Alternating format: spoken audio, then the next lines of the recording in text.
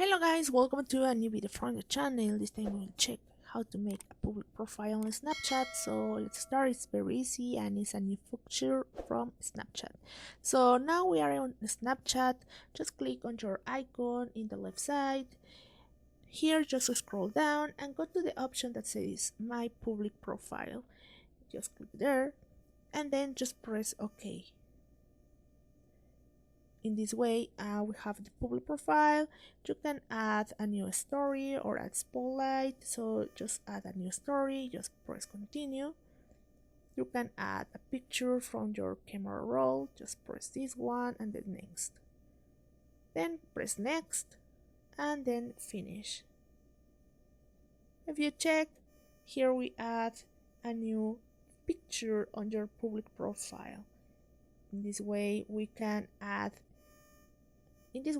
make our Snapchat profile public without any problem, or also you can take picture here, press OK, and add to your profile.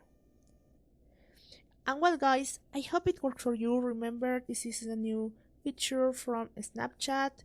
If you have any doubts, don't forget to write on the comments, and thanks for watching. Remember to subscribe our YouTube channel.